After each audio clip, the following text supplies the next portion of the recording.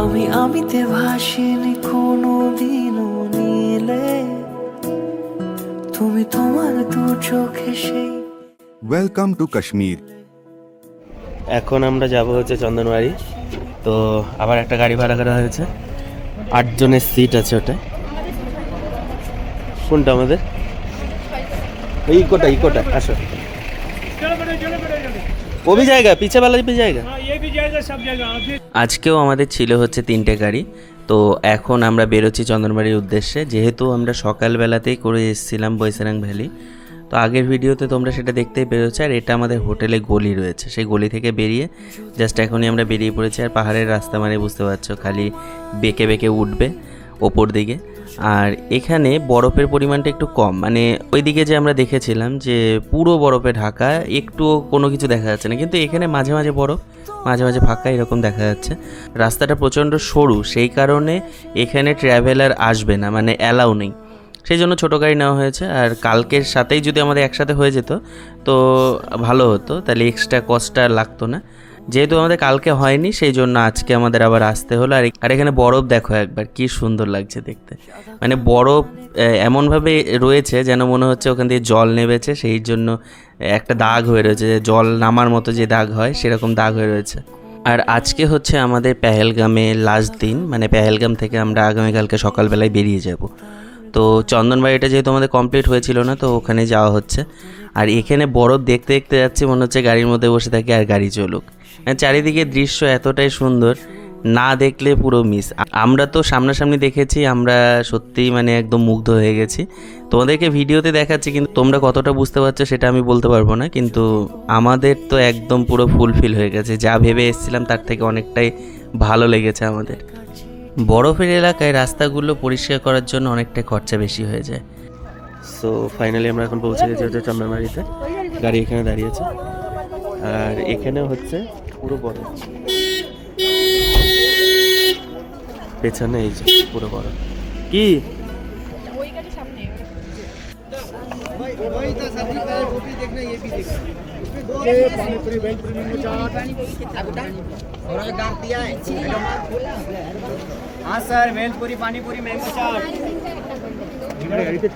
তো ফাইনালি আমরা এখন চন্দনবাড়ি পৌঁছে গেছি।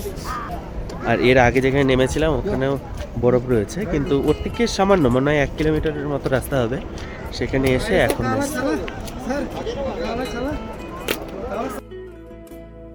এখানের ভিউটা একবার দেখো, ভিউটা সত্যিই সুন্দর।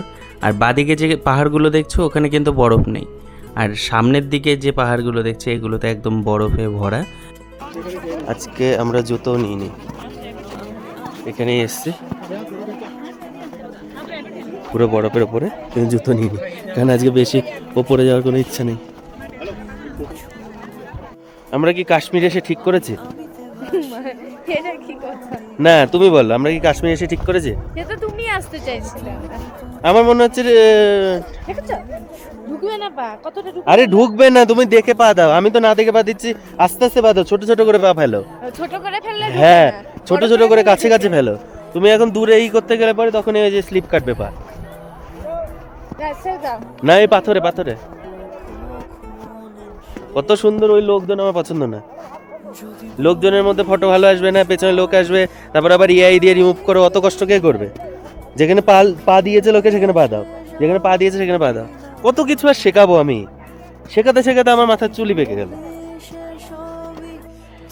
এইখানে সোনমার্গ গুলমার্গের মতো বরফ নয়, মানে ওখানে যেরকম এই যে পাহাড়ে পুরো যে কালো কালো দেখা যাচ্ছে, কালোই ছিল না, কিন্তু এখানে কালো আছে। কিন্তু এখানে মানে কি ঘোরার মতো একটা ব্যাপার আছে। আমরা এই যে হেঁটে হেঁটে ঘুরছি, কত লোক রয়েছে আমাদের সাথে, সকলেই ঘুরছি। আর সত্যি কথা বলতে এতক্ষণে বা এত দিনে যা যা ভিডিও করেছি কোনোটাই যে খারাপ তা নয়, প্রত্যেকটাই ভালো। আর ভালো হওয়ার তার একটাই কারণ হচ্ছে, তার কারণ হচ্ছে চারিদিকে পাহাড় হচ্ছে বরফে ঢাকা, আর বরফ দেখতে কার না ভালো লাগে। জুতো নিলে ভালো হতো।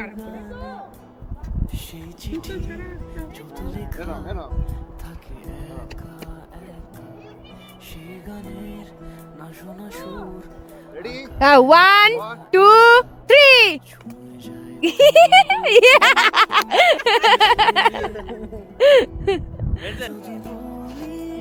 জোর লাগবে যার গায়ে পড়বে। আরে অত দূর পড়বে না, যাও না তুমি। গেল না তো। হ্যাঁ মারো তুমি, কিচ্ছু হবে না। লাগবে না, লাগবে না, গেল না, মারো।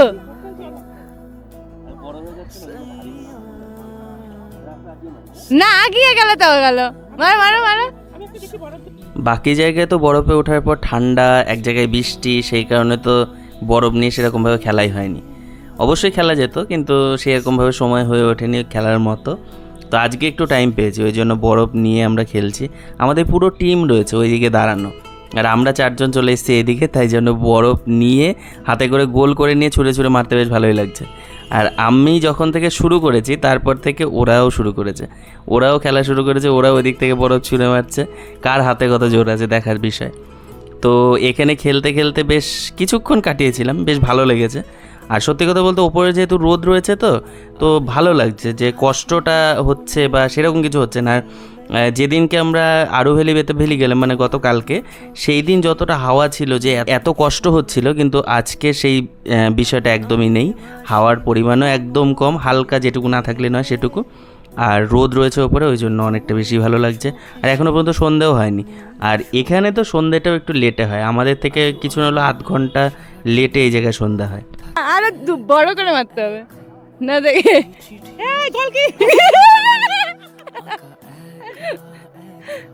বল খেলা হচ্ছে, বল যার বল দূরে যাবে তাকে প্রাইজ দেওয়া হবে।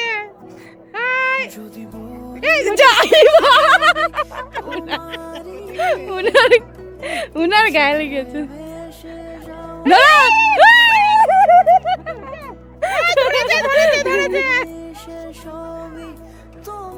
যা কিচ্ছু হবে না, লাগে না, লাগে না।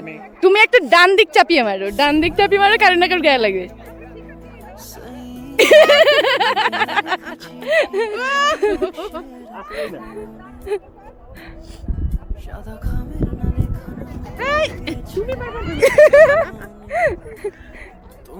Good shot.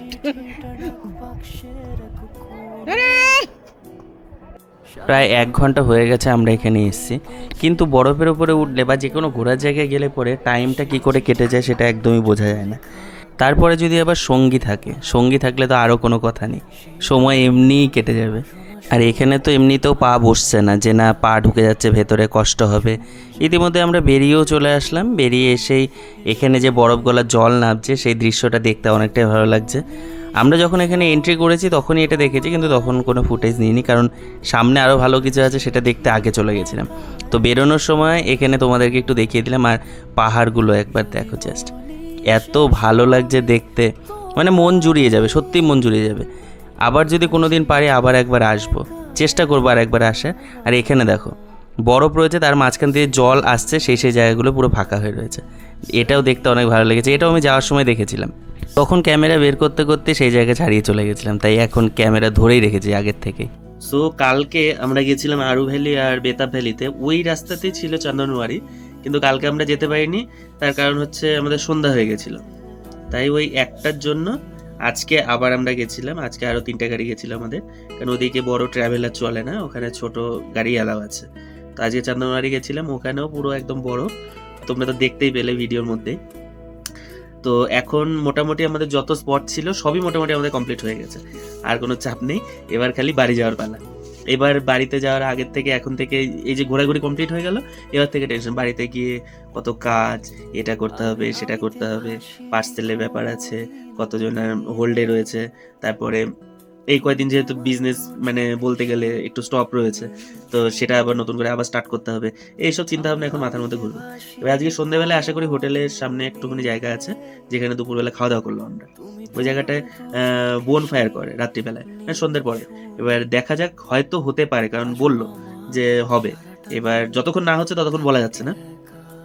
এখন আমরা ঘরে চলে এসেছি, বাজে হচ্ছে এখন 5টা 21, মোটামুটি 20 মিনিট মতো হয়ে গেছে আমরা চলে এসেছি, মানে 5টা নাগাদ আমরা পৌঁছে গেছি এখানে। তো চন্দনওয়ারিতেও দেখলে যে যেরকম অ্যাকচুয়ালি সোনমার্গ গুলমার্গের মতো নয়, এটা একটু ডিফারেন্ট।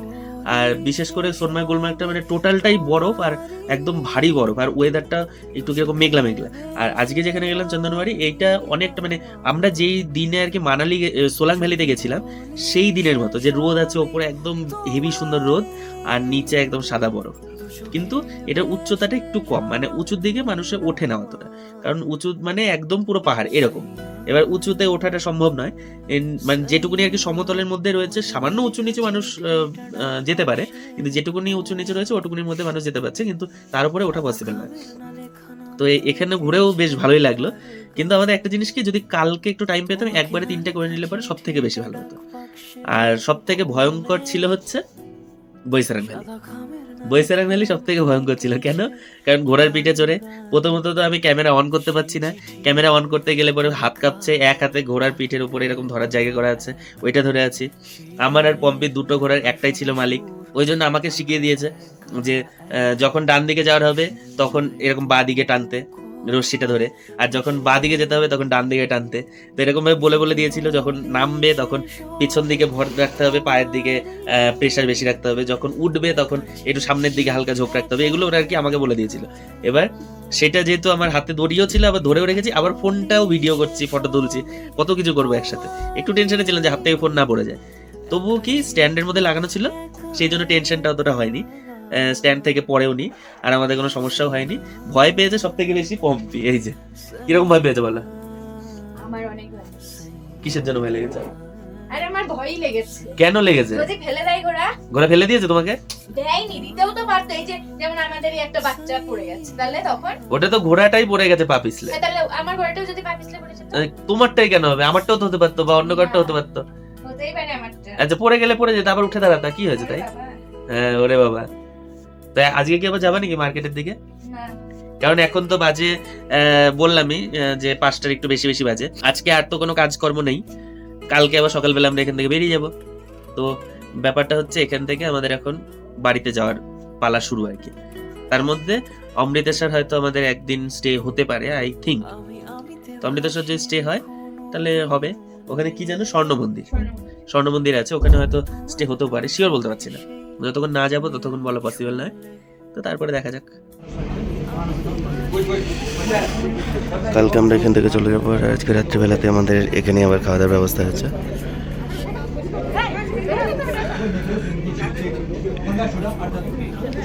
তো এখন রাত্রিবেলা বলেছিলাম যে রুটি খাবো, তো রুটির ব্যবস্থা হয়েছে।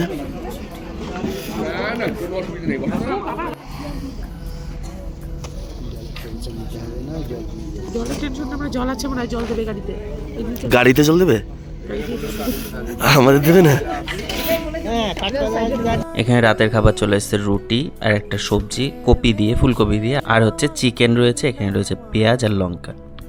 এখানে আমার তো খাওয়া দাওয়া হয়ে গেছে, পম্পির এখনো খাওয়া দাওয়া হয়নি। আর এখানে জ্বালিয়েছে হচ্ছে আগুন, আর এত ঠান্ডার মধ্যে সবাই একদম হাত দিয়ে বসে পড়েছে যে একটু আগুন পোহাতে ভালোই লাগবে এখন।